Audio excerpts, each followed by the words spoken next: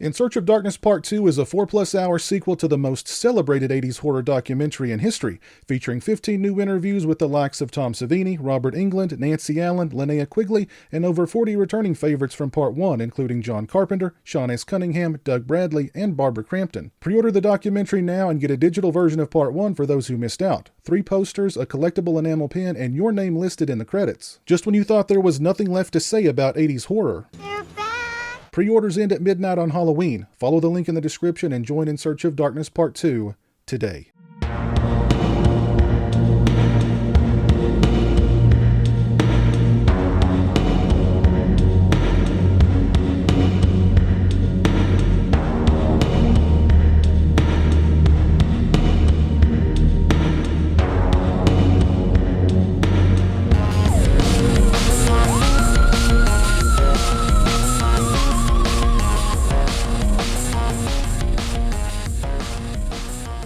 Hey, what's up people? Pizzal here, and before I dive into my full review of this glorious box set, the Friday the 13th collection set from Scream Factory, I want to make everybody out there aware, if you aren't already aware, of the fact that Scream Factory is doing a disc replacement program right now for everybody who's already purchased this box set.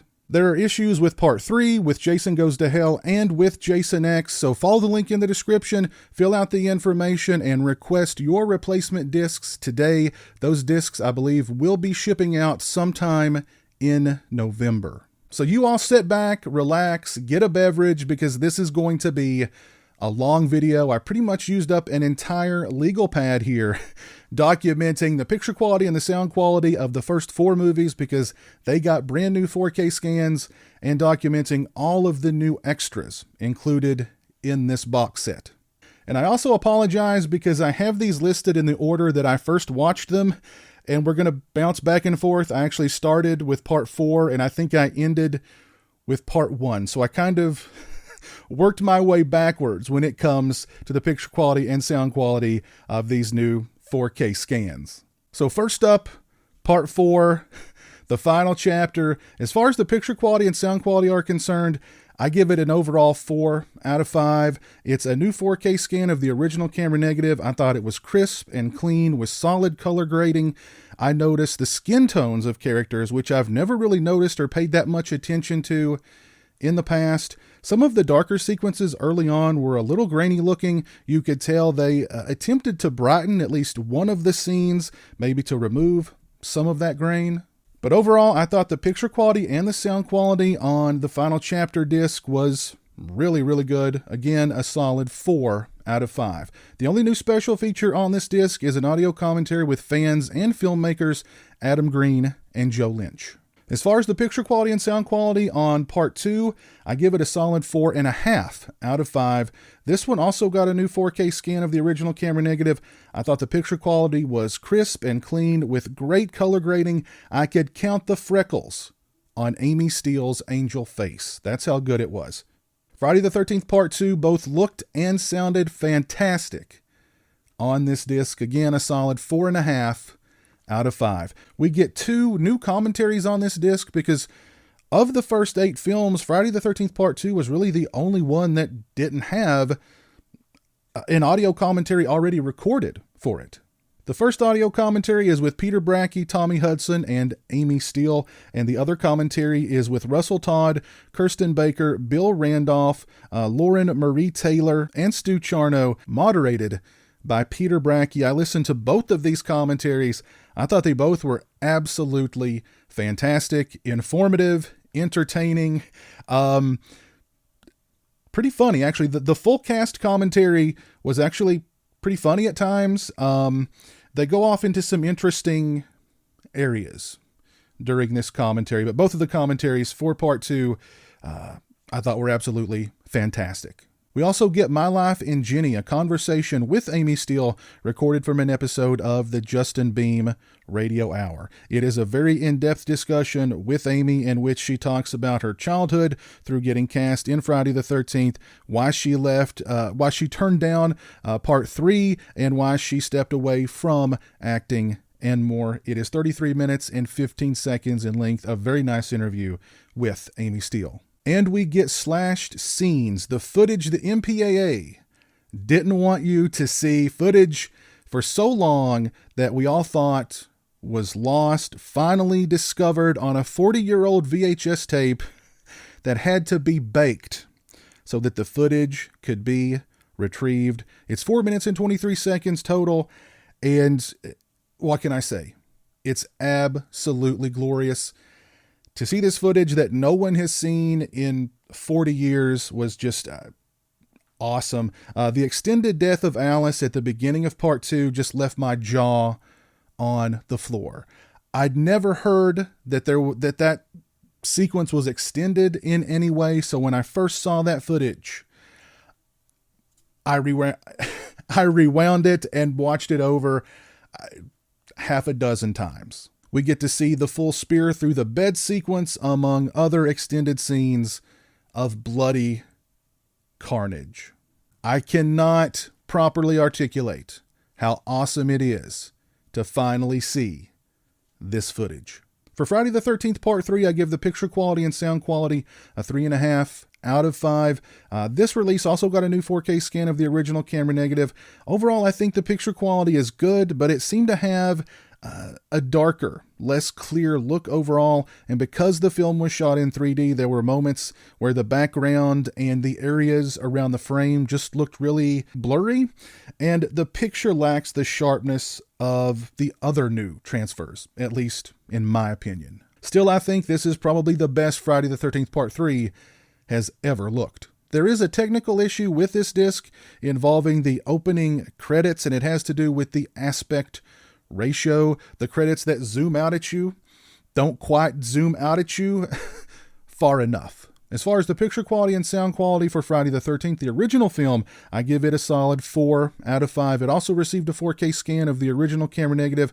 I thought the colors on this transfer looked vibrant, but it lacked the kind of fine detail and clarity of Part 2 and leaned more toward a darker overall look like Part 3's transfer. Still, I'd say this is the best the original Friday the 13th has ever looked and is probably ever going to look until we get a dedicated 4K Blu-ray release. So those are the 4K scans of parts 1 through 4. Jason Goes to Hell actually got a 2K scan of the Interpositive. I give it a 4 out of 5 as far as the picture quality and sound quality are concerned. The picture quality was sharp and clean with solid color grading, and the HD inserts of the cut footage were seamlessly inserted. Sometimes I really couldn't tell that much of a difference at all, but the dip in quality between the new 2K scan of the Interpositive and the HD inserts is barely noticeable. Now, there was an issue with this disc too. This is not the true unrated cut of Jason Goes to Hell. It is missing one gore sequence in which the son of the diner owners tries to punch the one guy who is possessed by the Jason demon slug thing, and he breaks the guy's arm, this compound fracture. It's really cool effect. The guy's bone breaks out of his arm. It's a great effect. Unfortunately, it's missing on this disc. So this is not the true uncut version of Jason Goes to Hell, unfortunately. As far as extras, we get a brief introduction from Adam Marcus. We get an audio commentary with Adam Marcus and Peter Bracke, which was very informative and entertaining. And you've got to love Adam Marcus's energy and passion, not just for Jason Goes to Hell, but for the Friday the 13th franchise and for the horror genre as a whole. Also on the Jason Goes to Hell disc, we have The Gates of Hell, an interview with Adam Marcus. It's 36 minutes and 2 seconds in length. Mr. Marcus discusses how Jason Goes to Hell came to be, his philosophy on making horror movies, his desire to cross the Jason Voorhees universe over with the Evil Dead universe. He discusses directing a major motion picture as a 23-year-old man, the longer cut of the movie that he'd love to reinstate for a re-release, the fandom of Jason Goes to Hell, and much more. We also get Uber Jason, an interview with Kane Hodder. It's 28 minutes and 21 seconds in length. Mr. Hodder discusses his appearance as Jason on the Arsenio Hall show. He discusses the Jason Goes to Hell makeup being the most difficult makeup to perform in and how nervous he was about Jason Goes to Hell because it was so different. He discusses how much he disliked Ken Kersinger doubling for him in Part 8, doing the motion capture for Friday the 13th, the game, and his favorite stunt that he performed as Jason.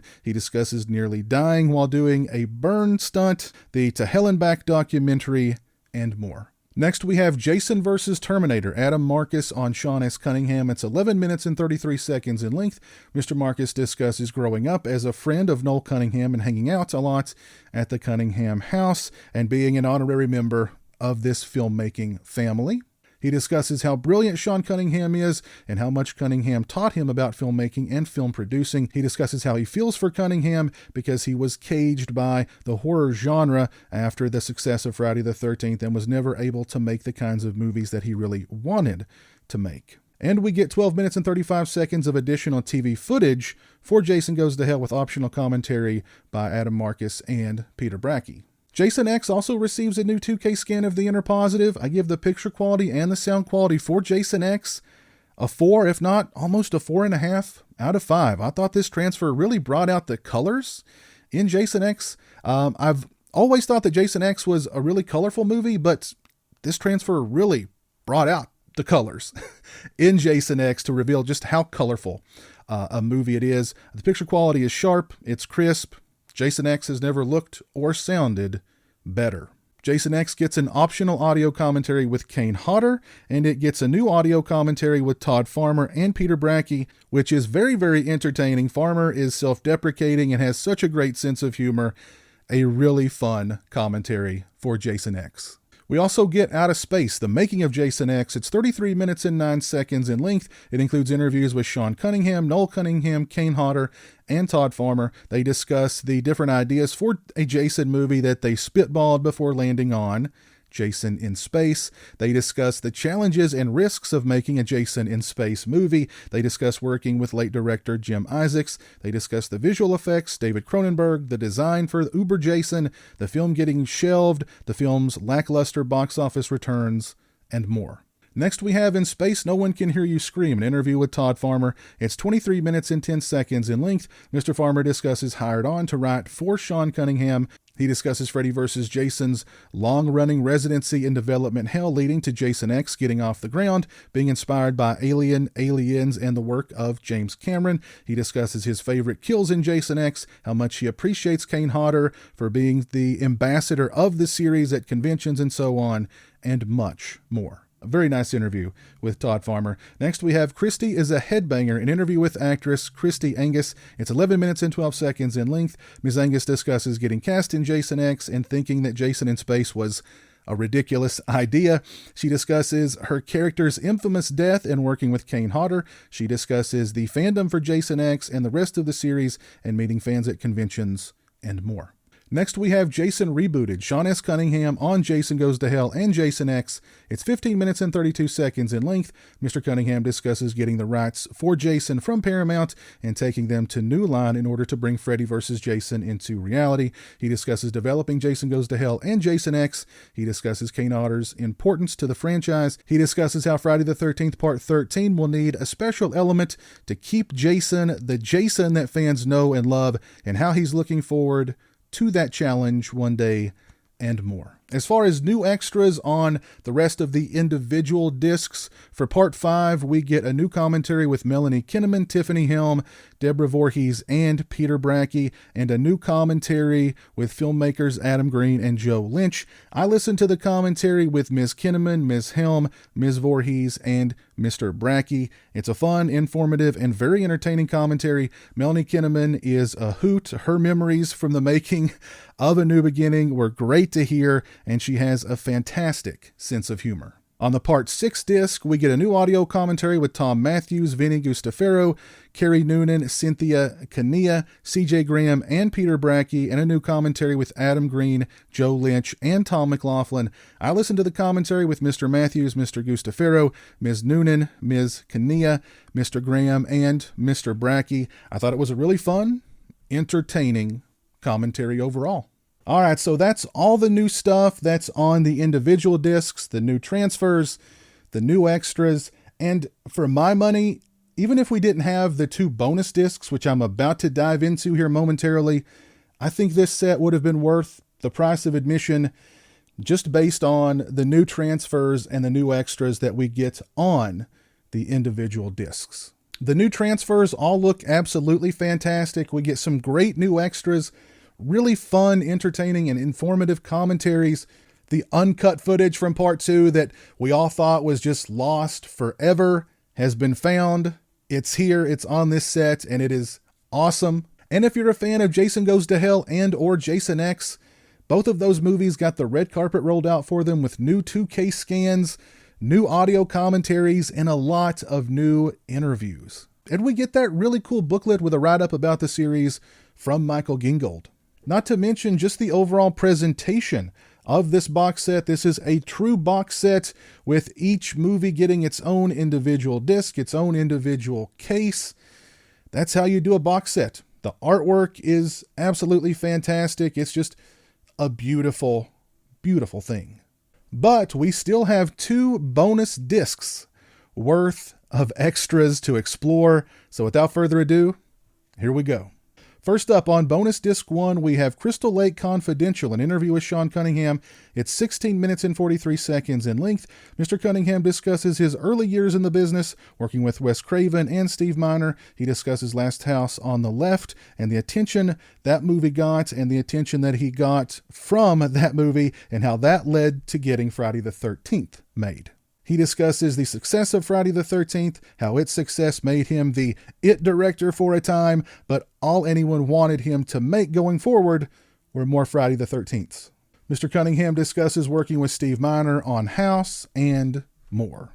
Next up, we have Machete Memories, an interview with Steve Miner. It's 21 minutes and 28 seconds in length. Steve Miner has never done an on-camera interview discussing his involvement in Friday the 13th, Friday the 13th Part 2, and Friday the 13th Part 3 to the best of my knowledge. He's been pretty tight-lipped about the series, really, up to this point.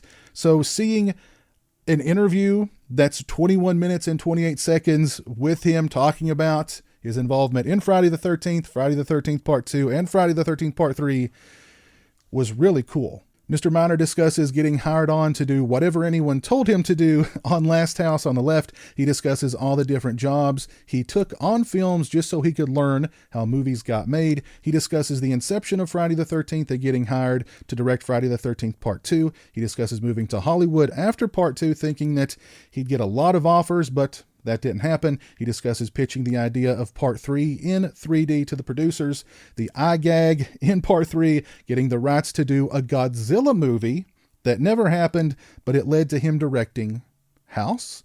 He discusses returning to the genre with Halloween H2O, how Lake Placid came to be, and more. Next, we have Chicago to Connecticut, the early career of Harry Manfredini. It's 31 minutes and 20 seconds in length. Mr. Manfredini discusses first studying accordion, then clarinet and saxophone. He discusses the kinds of music that affected him as a child, playing gigs in a band while in the 8th grade, playing in recording studios at the age of 16. He discusses studying music while at DePaul University, playing in the orchestra, conducting the orchestra, teaching music in Chicago, going back to school to get his doctorate at Stanford. Mr. Manfredini discusses his first gig as a composer on an adult film. He discusses composing music for Here Comes the Tigers and Manny's Orphans for Sean Cunningham, which led to Friday the 13th, and more. Next, we have the Magic Keyboard, Harry Manfredini on scoring Friday the 13th. It's 31 minutes and 36 seconds in length. Mr. Manfredini discusses the score of Friday the 13th, becoming a character in the film. He discusses his reaction to the film's success. He describes the orchestra that performed the score for Friday the 13th being 13 guys in a basement in New Jersey, writing the song Sail Away Tiny Sparrow, writing the disco theme for Friday the 13th Part 3, how difficult it was for him to score Part 5, adding new elements to Jason Goes to Hell and Jason X, and more. Next, we have Blood Types, an interview with Harry Crosby. It's 21 minutes and 24 seconds in length. Mr. Crosby discusses auditioning for and getting cast in Friday the 13th, rooming with Kevin Bacon, and shooting on location at Camp Novi-Bosco in New Jersey. He discusses working with Sean Cunningham and the rest of the cast. Mr. Crosby discusses a situation in which the wrong kind of stage blood got into his eyes, requiring a trip to the ER and blurred vision for about 6 months afterwards. Mr. Crosby discusses first seeing Friday the 13th with an audience, the fandom, the film's legacy, and more. Very nice interview with Mr. Crosby. This is the first time Mr. Crosby has ever been interviewed about Friday the 13th. He's definitely been kind of an enigma up to this point, but this is a very nice, informative, in-depth interview with him, and it's really cool. Next, we have First Speared, Twice Shy, an interview with Bill Randolph. It's 29 minutes and 54 seconds in length. Mr. Randolph discusses the auditioning process for Part 2, working with Steve Miner and the rest of the cast. He discusses his character, the shooting locations in Connecticut, and the camp. He discusses some of the good times he had while making the film, the loose atmosphere on the set, his character's infamous death scene, and how it was pulled off. He discusses the film's success, meeting fans, and much more. Next, we have Back to Camp, the locations of Friday the 13th and Friday the 13th Part 2, hosted by Michael Gingold, which includes my footage I shot from Camp Novi-Bosco, the shooting location of the original Friday the 13th in New Jersey. It was an absolute honor to be able to contribute that footage to this set. To be even a small part of this box set is an awesome thing. As a hardcore, lifelong Friday the 13th fan, it's something that just means a lot to me. The Back to Camp featurette is 31 minutes and 24 seconds in length. It includes all the shooting locations from Part 1 in Blairstown and Hope, New Jersey, as well as interviews with locals and a gentleman who had a Friday the 13th themed wedding there. Michael also provides a guided tour of what's left of the locations from Part 2. Next, we have It Came from the Vaults, an interview with La La Land Records' Matt Verbois, Michael V. Gerhard, and Harry Manfredini. It's 19 minutes and 14 seconds in length. They discuss getting their hands on Manfredini's masters for the scores that he produced for parts 1 through 6 to release the definitive Manfredini Scores album and the obstacles and hurdles they had to overcome to make that happen. All right, on bonus disc number 2. Now, there are 2 Easter eggs, one on bonus disc 1 and one on bonus disc 2. I won't tell you how to locate them, but just know there are Easter eggs on both bonus discs. Happy hunting. First up on bonus disc number 2, we have Alice Cooper, the Man Behind the Mask music video. It's 4 minutes and 38 seconds in length. It's the Alice Cooper Man Behind the Mask music video, and it's in excellent quality. It looks fantastic. It's very, very 80s, and I will never get the image of Alice Cooper's red codpiece from that video out of my head. Next, we have Alice Lives, Alice Cooper on Friday the 13th, Part 6. It's 6 minutes and 48 seconds in length. Mr. Cooper discusses the music he provided for the film and doing the music video for The Man Behind the Mask. He discusses doing conventions with C.J. Graham and more. Next, we have Legends Never Die, Tom McLaughlin at the Hollywood Forever Cemetery. It's 4 minutes and 26 seconds in length. Mr. McLaughlin takes us on a guided tour of the Hollywood Forever Cemetery, where his first film was made, One Dark Night, and where he wrote much of the script for Jason Lives. He shows us the mausoleum where his body will be entombed after he passes away, and more. Next, we have Life, Death, and Jason Voorhees, an interview with Tom McLaughlin. It's 8 minutes and 40 seconds in length. Mr. McLaughlin discusses developing a new mythology for Jason, working with Alice Cooper, and the music he produced for the film. Frank Mancuso Jr. asking him to direct Part 7 and his story for Jason Never Dies, his script for the 13th Friday the 13th, and more. Next, we have The Road to Crystal Lake. It's an interview with Sean Cunningham. It's 7 minutes and 53 seconds in length. Mr. Cunningham discusses the legacy of Friday the 13th. Next, we have Faceless Evil, Sean Cunningham on Jason Voorhees. It's 7 minutes and 35 seconds in length. Mr. Cunningham discusses what makes Jason such an iconic killer and what Jason represents to the fans. He discusses meeting fans and more. I'm not sure why these 2 interviews couldn't have just been combined into one. As a matter of fact, all of the interviews with Sean Cunningham on this entire set are taken from one long interview with him and cut up into individual shorter interviews. And that's perfectly fine. I just think that at least 3, maybe 4 of the individual interviews could have been compressed into one longer interview. And last, we get Jason Was Here, the filming locations of parts 3 through 6, then and now. It's 12 minutes and 32 seconds in length. It includes screenshots and photos comparing the filming locations from parts 3 through 6, then and now. So there you have it, all of the new extras included in this glorious box set, the Friday the 13th collection from Scream Factory. This is a killer box set. My hat is off to everyone over at Scream Factory. All of the folks who put their blood, sweat, tears, and more blood into this set. It was well worth it. This is the definitive Friday the 13th complete box set, in my opinion. If you're a fan of this series, this is a must. I hope you enjoyed this video. I'm totally losing my voice at this point. If you like this video, please leave it a thumbs up and share it on social media. If you're not following me on social media, those links are in the description. Again, the link to request replacement discs for part 3, Jason Goes to Hell, and Jason X is in the description. Follow it and request your replacement discs today. Those discs will be mailed out sometime in November. Thanks so much for watching. I really appreciate it. Take care. I hope you all out there are having a great, safe, healthy, happy, and horror movie filled Halloween season. Take care, and until next time, peace. A big thank you to all my awesome Patreon supporters. I appreciate your generosity and support of my channel. Become a patron today and join me for monthly live streams and have a say in what movies I review on my channel. Patreon.com/PizAl, or follow the link in the description.